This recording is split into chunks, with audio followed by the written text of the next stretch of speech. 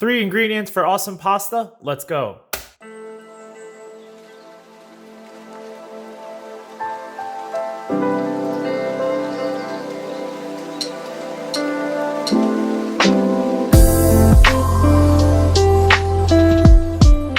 Hey everyone, I'm back with another pasta recipe, and this one is quite special to me actually.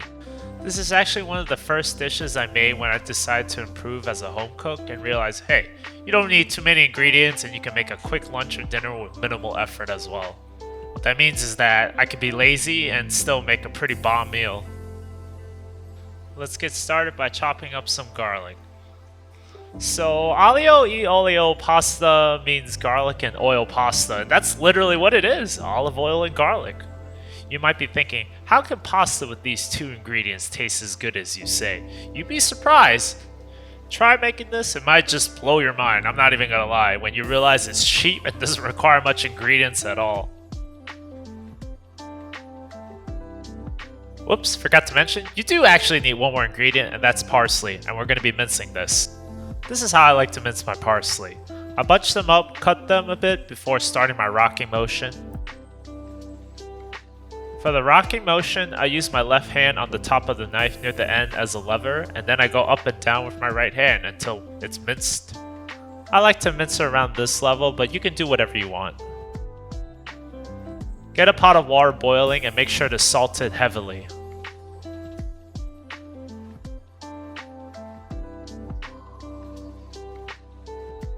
Drop your pasta and give it a good twirl so it avoids sticking, and boil it for 1 minute less than the al dente time. So we usually want to do this for most pastas as we end up finishing the pasta in the sauce. Add some olive oil in a pot on low to medium flame, and then we will add our garlic.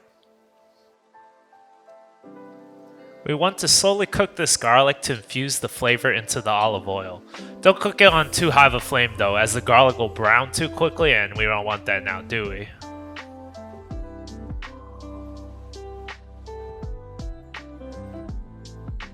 Oh, this is totally optional, but I like to add some red pepper flakes for some kick in my pasta as well. When some of the garlic starts browning a little, we can add the pasta water from the separate pot to halt the garlic from browning any further. We're going to reduce this mixture until our pasta is done boiling. Once your pasta is finished boiling, reserve some of the pasta water before draining and placing your pasta into the olive oil mixture. Begin to start mixing vigorously as we want to emulsify the sauce with the pasta and help it stick to it.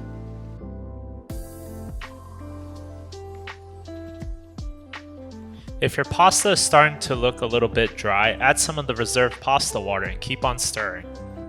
We're going to want to cook it in this mixture for around a minute to finish cooking off the pasta to like an al dente level. Once the pasta is finished cooking, turn off the heat and add your minced parsley, and you guessed it, stir again. Keep on stirring till everything's well incorporated, and then you'll have your finished pasta pretty much. Oh, forgot to show it on video, but make sure you adjust and taste for final seasoning. Grab some of your pasta and serve it on whatever you feel like. I don't know what you guys have. And if you want to be extra, use your tongs to twirl it into a mound, giving your pasta some height for extra presentation, if you know what I'm saying. There you have it, one of the easiest pasta recipes ever, and this pasta has no business being as good as it is. You have to give this a try, I'm serious. It tastes amazing. Hope you guys enjoyed this little small video, and please like and subscribe if you did, and follow me on Instagram at Weekend Cooks. I might post previews every now and then there as well.